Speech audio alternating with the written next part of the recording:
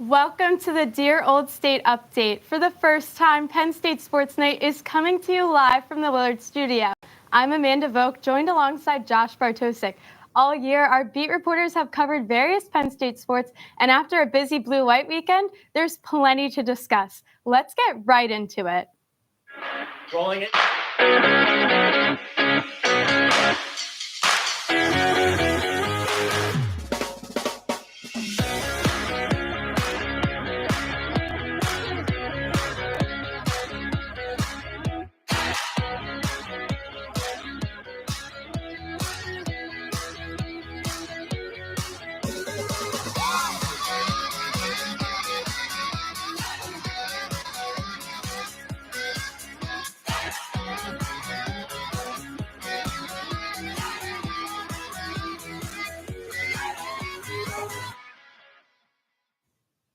As spring weather finally hit State College, so did the annual blue-white game this past Saturday, showing glimpses of a new-look Penn State team with drastic expectations this coming fall.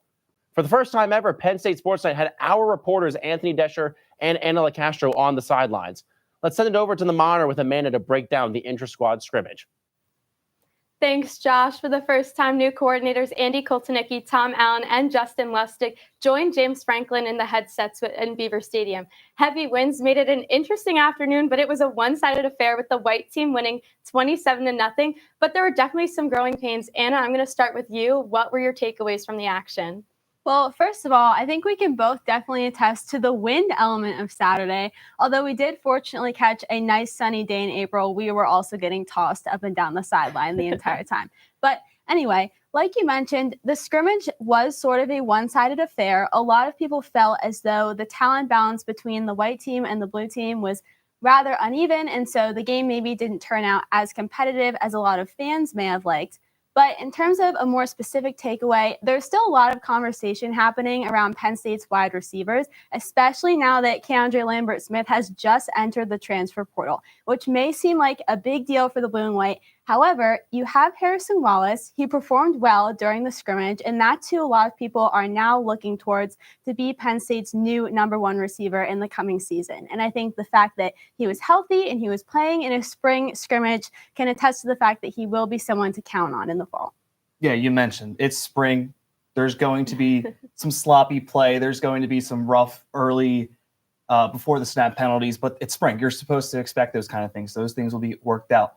As Anna mentioned, Harrison Wallace, he's going to be one of the guys now. With Keandre Lambert-Smith leaving, I mean, you're going to have a microscope on this wide receiver core. He's going to be one of the guys. Jennings is going to be one of the guys. This is going to be a receiving core that's going to have a lot of attention on them to see if they can take that next step. And I did notice when we were at the blue-white game that Abdul Carter looked really good coming off the edge. You know, taking that position from linebacker, switching it to defensive end, I think that's going to do him really well this upcoming season. Yeah, seeing that switch for the first time was definitely really impressive to see how quickly that adjustment would be made, but the versatility that Abdul Carter has is something noteworthy. And Julian Fleming, the transfer from Ohio State, got his first reps in a Penn State uniform. Didn't see too much action, but we got to see some of the more looks from people who are trying to rise in the depth charts that are behind the starters. A lot of guys didn't get any action, were wearing plain clothes during warmups, but that's to be expected because people like Katron Allen and Nicholas Singleton are solidified starters, but kind of figuring out who that third running back is really important. But now heading into the season, obviously stuff is going to be ironed out throughout the entire summer, but with new teams coming into the Big Ten, the schedule completely changing around, some West Coast trips. What are your expectations for Penn State in 2024? Well, James Franklin said this during the postgame press conference. He knows the expectations. We all know the expectations. They have to do better. But that's going to be a little bit different because preparation is going to be different because of the new conference that the Big Ten is seeing. With the Pac-12 coming into play, like UCLA and USC, they're going to be in the conference now, and there's going to be different travel. No more Michigan on the schedule this year. Preparation is going to be different, and that is one of the things James Franklin, really emphasized during his press conference. And is Drew Aller going to take that next step? That is one of the most important things. Is the wide receiving going to take that next step along with Drew Aller? I don't have any really concerns about the defense. It's really on the offensive side of the ball because now there's a 12-team format for the playoffs. There's a little time. You know, you can make mistakes here and there, but you also have to rely on the coaches and the players to execute to make sure that they can finally get that next step and make the college football playoffs like they've been trying to for a long time now. Yeah, Anna, what's your take on the situation? Well, you both just touched on it, and we're all very aware of it. This team is heading into a super new conference in the fall, and we can make lots of predictions, but we really don't know what it's going to look like until it's here, which is both scary and really exciting. In terms of one expectation for next season, I think that especially under the new coaching staff changes, we may expect to see Penn State's defense looking a little different under Tom Allen than it did under Manny Diaz. And I think we caught a glimpse of this on Saturday when a lot of people noticed that they played most of their snaps in a 4-2-5 formation rather than the 4-3 formation that they normally use. So it seems like based on that, some defensive changes for the blue and white may be on the horizon for the fall. Yeah, throughout these spring practices, that's when the installation process from all these three coordinators to make the new Penn State playbook started. So it's still in its early stages now, moving on into summer camp and stuff like that. They'll kind of hone in on some areas that looked a little bit weaker out there on Saturday. Let's take a deeper dive now into Franklin's thoughts surrounding the spring performance. It was a windy day in State College, but that did not stop the fans from returning to Beaver Stadium for the blue-white game. It was a festive day, with spirits at a high level with anticipation for the fall. The weather is warming up and Penn State pride has returned to Beaver Stadium. Spring football brings the blue and white game, and the blue-white game gives fans a glimpse into the future of what's to come this upcoming season. But with the returning veterans looking to take the next step, and fresh faces looking to make a name for themselves this upcoming season, there was an importance to this game. Expectations are high coming into next season. We got a good look at Quentin Martin Jr. and London Montgomery, who both got valuable reps as the team looks for a third running back. Aller showed off his arm, while Perbula showed off his agility. The defense combined for 6 sacks, with Abdul Carter causing his usual chaos. With things wrapped up, this is what James Franklin had to say about the team's spring. But I thought it was really good. It was a physical team practice. We were able to stay healthy today, which I thought was really good. I was pleased with how our spring, we laid a foundation to go into summer camp with really good competition. How will the roster shake up? What will the new coaching staff bring to the table? Many questions surround the program with still months to go before the opening kickoff. For Penn State Sports Night, I'm Anthony Deschel.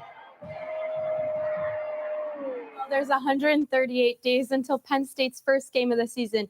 Now, players will meet individually with their position coaches before one-on-one meetings with James Franklin. The spring window of the transfer portal opens at midnight, and according to 24/7 Sports, wide receiver Keandre and Lambert Smith will be entering his name and leaving the Nittany Lions, as we already touched on. On Saturday, Franklin declined to comment about the situation, saying he would only be talking about the players who participated in the blue-white game and were currently in the locker room. But while football was wrapping up on Saturday, Beard Field was busy with fans during softball series against Michigan State. Annika Wagner, Chris Machado, and Will Dirksen are at the desk with more. Thanks, Amanda. The Penn State Nittany Lions returned to Beard Field this weekend after going 2-1 on the road in Nebraska. Penn State took on the Michigan State Spartans this past weekend, winning 2 out of 3 to get their 4th consecutive series win. The win on Saturday marked head coach Clarissa Crowell's 100th win at Penn State. The Nittany Lions now sit 30-9 overall, with a 13-2 record at home. Chris, I'll start with you. What makes this Nittany Lions team so dominant at Beard Field? I could go on and on about these players, about this outfield core, knowing how to play the ball perfectly off the wall. But the word that I'm going to give you, Annika, is community. Sunday's game, despite the loss, I counted not 1, not 2, but 8 little young league girl teams, softball teams, filled with young girls here to watch the Penn State Nittany Lions from all the way in Williamsport to all the way in Pittsburgh. And when you have that kind of support throughout the entire state, how could you not love your home field? I mean, the three of us have seen it almost at every single post-game media.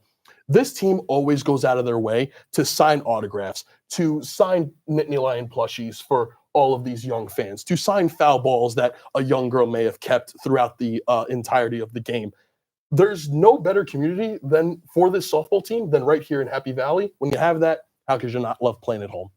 I'll piggyback off your point, Chris, a little bit. Morrison and Brunson are both from the Pittsburgh area, so that must have been cool for those young softball players to see what they could be doing in 10 years if everything goes right for them. But 1,105 fans in total were at the game on Sunday. And like you said, Chris, they lost. But playing with this crowd, playing at home, gives them this confidence we rarely see away from Beard Field.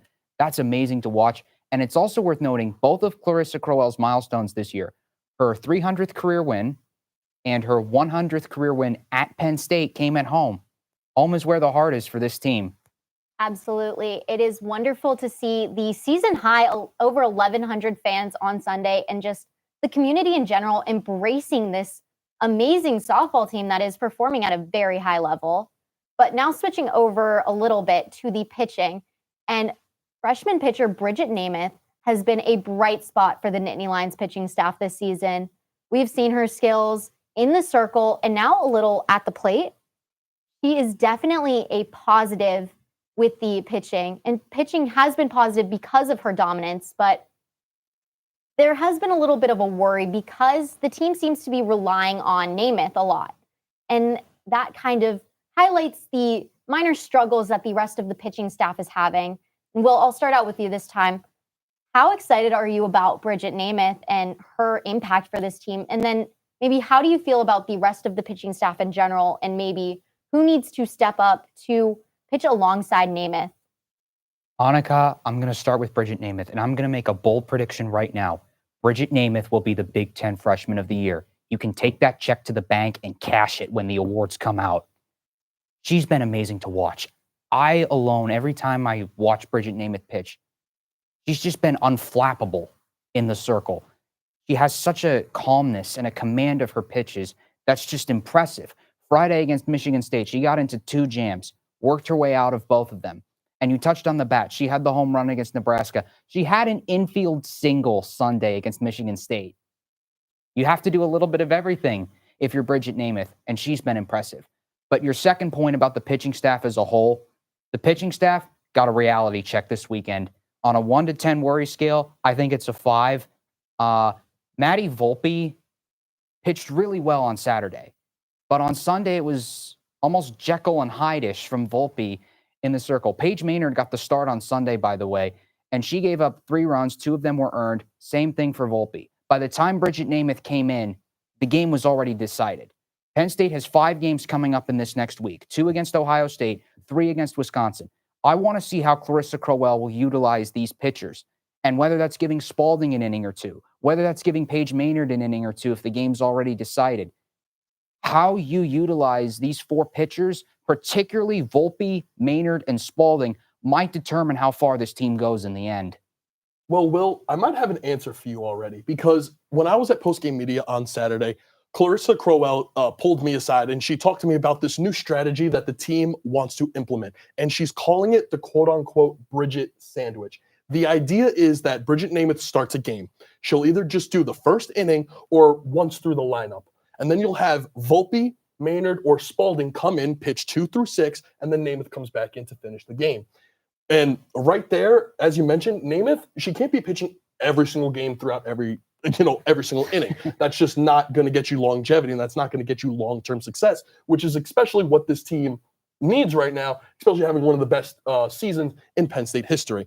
Now, Volpe on Saturday, yes, she did pitch very well, but she also told me that because of due to the wind, and we all felt it, that the ball was teetering in ways that she didn't want. That just led to a lot of ball calls. So if they can implement that Bridget sandwich strategy, hey, by all means, if it works, if it ain't broke, don't fix it. It will be exciting to see how the pitching shapes up and if we really do see a lot more of the Bridget sandwich. But despite what I would classify as some minor points of struggle, this Penn State team has been very dominant and explosive thus far, sitting 23 in the Softball America rankings. Saturday's win brought the Nittany Lions to 30 wins on the year, marking their 3rd consecutive season with 30 wins. Chris was there and has the full scoop on this bright team with loads of accomplishments. Over the weekend, Penn State took a 2-1 series win over the Michigan State Spartans. Friday, the Nittany Lions hosted their annual Pink Game and brought this season's signature firepower offense, beating Michigan State 10-0 in a 5-inning Mercy Rule victory, which was capped off with veteran Caitlin Morrison's grand slam. Saturday, the Nittany Lions were once again victorious by a score of 6-3 with fabulous pitching from both Bridget Namath, who started and finished the game, and from Maddie Volpe. Volpe was the winning pitcher by dealing the 2nd through 6th innings, and this is a new strategy by head coach Clarissa Crowell, who is calling it the Bridget Sandwich. We kind of call it the Bridget Sandwich. We have yet to do it this year. It has been a plan several times going into games, but just how that first inning went, we thought it would be a good idea to do that. And Maddie Volpe, as soon as the top of the order came back up, we knew regardless of what was going on, that we were going to put Maddie in. Penn State would also go on to receive its 30th win of the season, making this the 3rd consecutive year the Blue and White have accomplished that feat.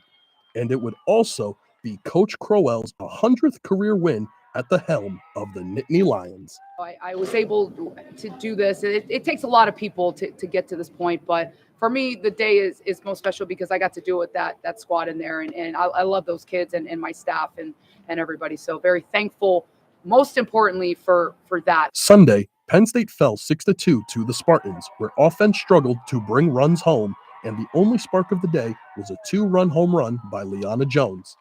Pitching also struggled heavily in this defeat, and with defensive mistakes all over the diamond, this one felt like Penn State lost themselves the series sweep. For Penn State Sports Night, I'm Chris Machado. Now, despite the loss on Sunday, Penn State is still having a fabulous season with a record of 30 wins and 9 losses. Everyone on this year's team, from the freshmen, the transfers, and the veterans, have all had a very important role in this year's success. The Nittany Lions now take their talents to Columbus, Ohio for a doubleheader on Tuesday against the Buckeyes, and then to Wisconsin for a weekend with 3 games against the Badgers. Amanda and Josh, back to you. Thanks, Chris. I have to agree with that community factor that I talked about. Every single time since Clarissa Crowell has come to Penn State 4 years ago, his team's gotten better and better. They look like they're having fun and they're playing like it too. Now on the path to hopefully making it back to the NCAA tournament. And because of how well they've been playing, you've seen that uptick in attendance, which is really special to have so many fans backing them, especially this weekend when you had the blue-white game and countless other games going on across a lot of other sports. But I think that consistency with pitching just has to remain at the level and the standard that Penn State softball has set for themselves if they want to continue a long and deep run at the end of the regular season into the postseason. I absolutely agree. I just have to say that the next time I see Bridget Namath out there in the circle, I know I'm going to be going to Beard Field. Shifting from Beard Field to Rec Hall, Penn State men's volleyball has been just as hot, securing a first-place seed in the EIVA tournament that starts this coming Wednesday. Beat reporters Matt Becker and Brahman Leiber have covered the season up to this point, with Brahman recapping what got Mark Pavlik's squad to this point.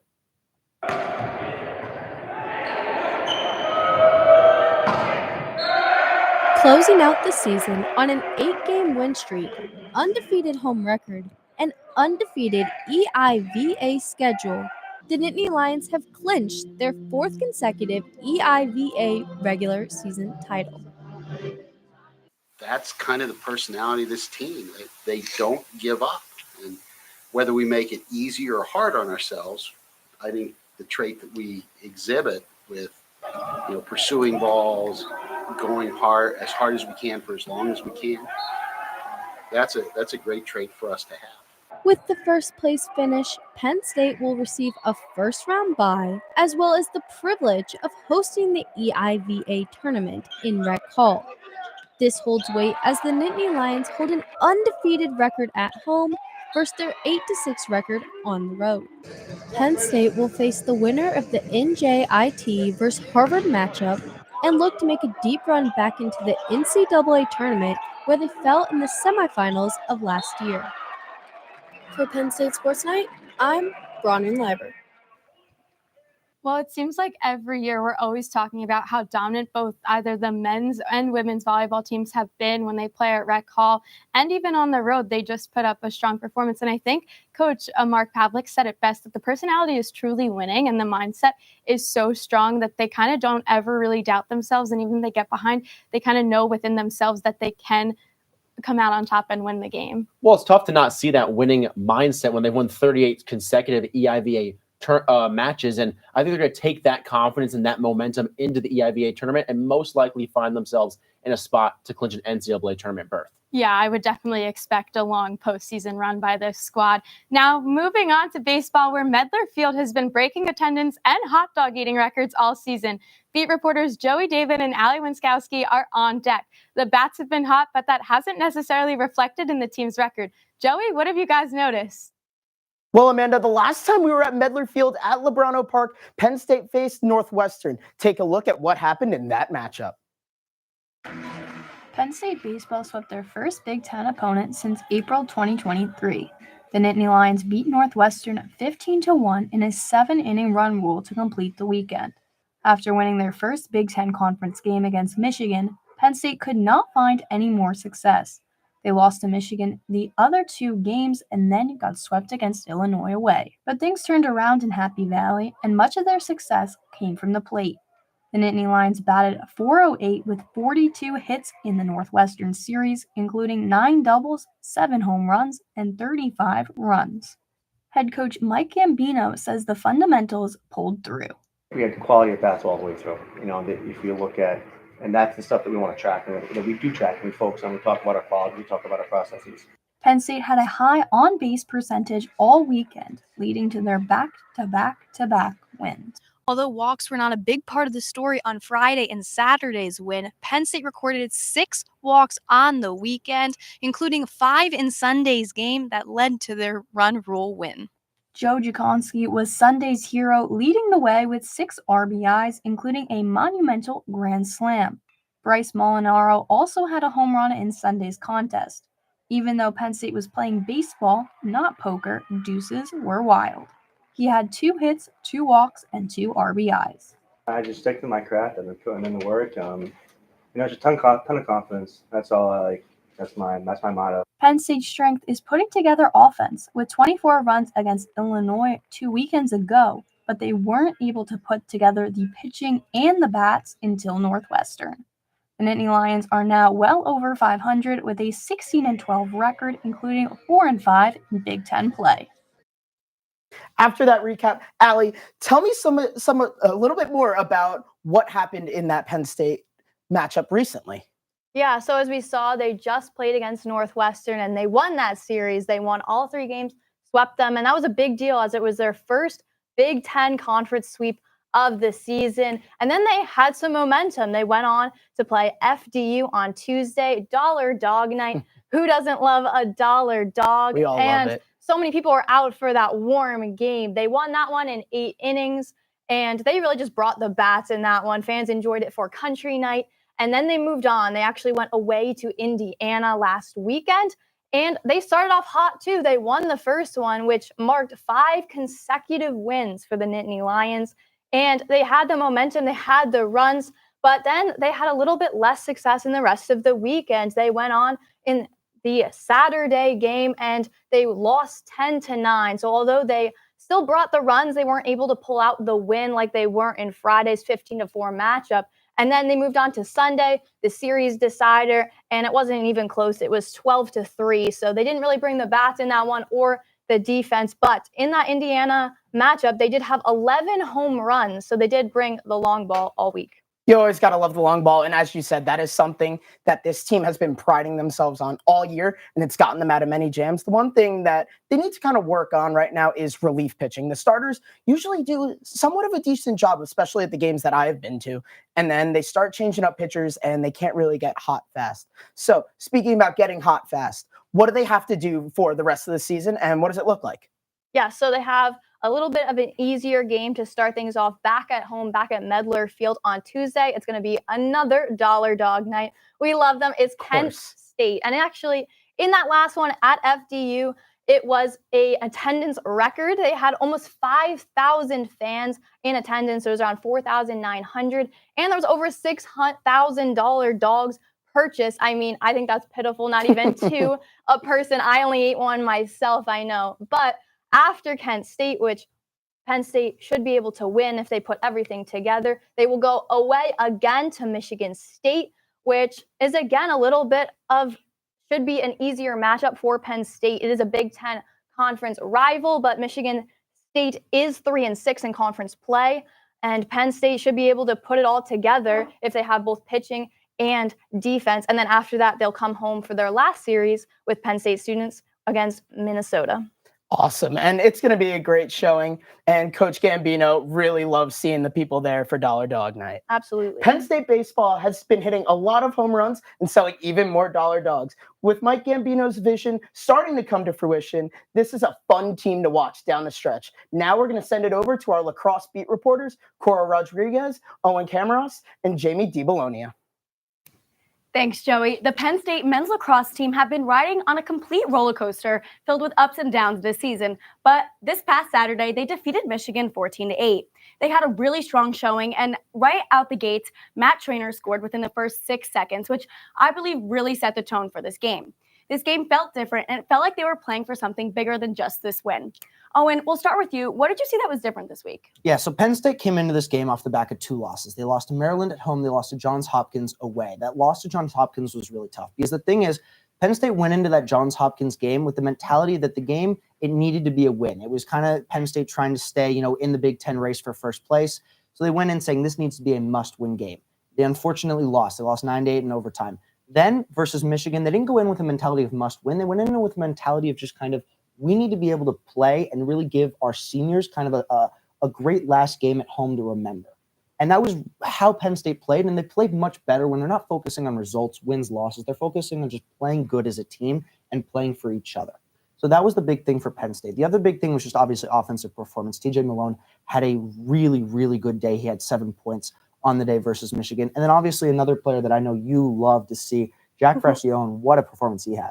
He had such a great performance. If you look at the Michigan game and the Johns Hopkins game, if you look at the fourth quarter he had 0 saves in the fourth for the Johns Hopkins game.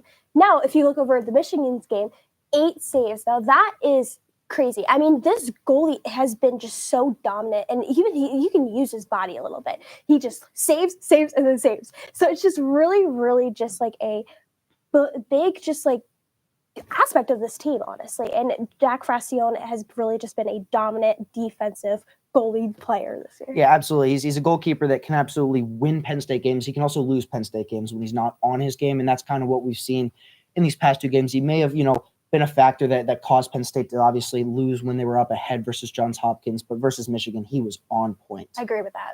Absolutely. This game had so many defining moments, especially like you said, for Jack Francione, 19 saves, which is a career high for him. So, looking ahead, Penn State has their final road game at Rutgers this Friday, and then in a couple of weeks, they're going to start preparing for the Big Ten tournament. Owen, what are you expecting to see from this team? Yeah, so regardless of what happens versus Rutgers, Penn State has locked up the number 3 seed. They won't catch Maryland, they won't catch Johns Hopkins. Both of those teams, they play each other, so that'll kind of determine who Penn State will play if they win their first round opponent. But Penn State isn't going to be the 2nd seed. They're not going to be the 1st seed. They're not going to have a bye. The big thing with Penn State, they've been really solid against teams below their level. They've certainly played well against teams below their level. And teams at about their level, that's where they've struggled. Johns Hopkins is a team that's, at Penn State's level. They're a team that, absolutely Penn State should be able to beat, especially if they go away and play at Johns Hopkins. We saw that game go into overtime. I think Penn State could beat any team in the Big Ten tournament. I think that they have a good shot against Maryland. I think they have a good shot against Johns Hopkins. It really just depends on that first game. Will Penn State have a good first performance in that first round? And will they take that momentum into a Johns Hopkins or a Maryland? I mean, I completely agree with that. I mean, even with any Penn State team so far, I mean, even with the women's lacrosse and the men's lacrosse, it's all dependent of one or like a couple of players to really decide how a tournament run is going to go. Absolutely. Yeah, that seems to be, Matt Trainer and TJ Malone and obviously Francione as well. Yeah, definitely. I agree. I think they have everything that they need. It's all about how they execute. So let's switch gears. Women's lacrosse, very excited. They had a road game last week at Maryland, and they actually came out with a win. Cora, tell me a little bit about this game because it was a fun one. I know, I'm a little bit excited for this one. So they pulled the upset for this. They went to College Park. They went to Maryland, number 4, and they just won 12-11, excuse me. And sorry, I'm just so excited about this game. It was such a good game. I mean, they were going into the second half down by 4. It was 7-3. Maryland. And this was kind of like the same momentum as like the Northwestern game, where they were down, they were kind of like a little bit slow, and then they really picked up in the second half. 6 goals in the third quarter alone. I mean, Megan Murray was the deciding factor of getting that lead originally. And Megan Murray was not like the only one. I mean, yeah. And I mean, Kristen O'Neill, Gretchen Gilmore, and so many other aspects of this team have been just so dominant. And the goalkeeping as well was absolutely dominant in that one, 11 saves. It was just an incredible performance. Yeah, Cindy Manning, the freshman, I mean, she's been completely just a deciding factor of this game, or just even the sport. Yeah, absolutely. Yeah, I think they're a really good definition of it takes a village. So, down the line, what do you guys think you can expect from this team? Penn State is a team, especially if they go into the NCAA tournament. There's 29 teams in the NCAA tournament for women's. Penn State could beat anyone. They're a team that can pull off great upsets. We saw it versus Northwestern. We saw it this past weekend. They're a team that can really just kind of beat any team. So I think that they'll be an incredibly dangerous upset team, especially if they play, an opponent that's maybe a bit higher seeded than them. I mean, they had 3 upsets this season. It was the Maryland, it was Rutgers, it was Northwestern, and Northwestern at the time was number 1. Yeah. So I mean, this could be a very good team of going into just the rest of this.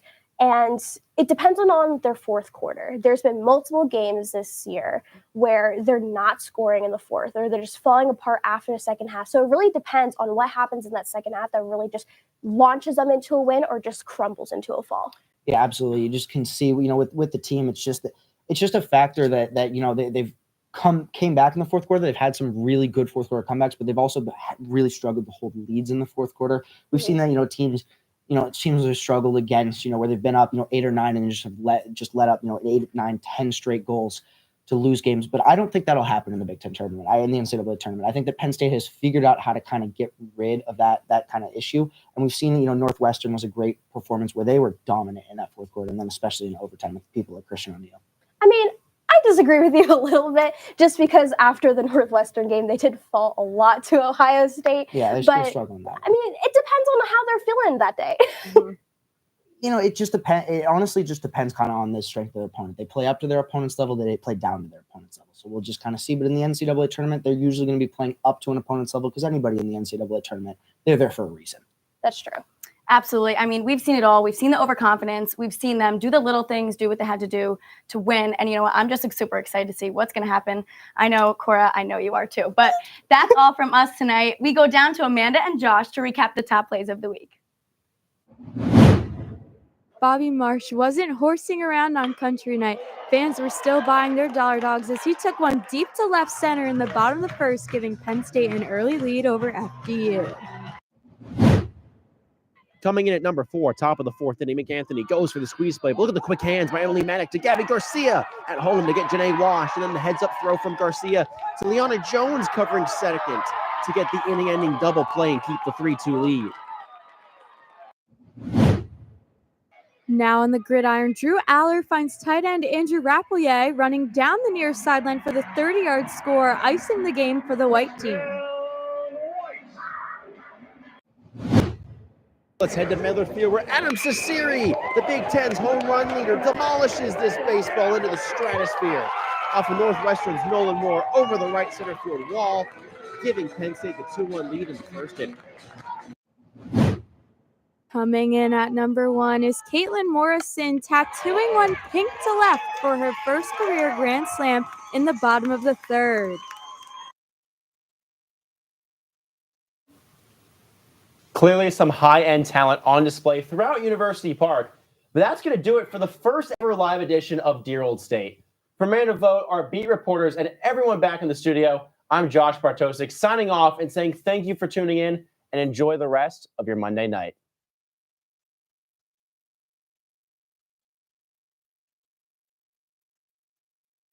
Hey everybody, thanks for tuning into this edition of Penn State Sports Night. For more content like this, be sure to subscribe to our YouTube channel, give us a like, and follow our socials down below. And as always, we are Penn State Sports Night.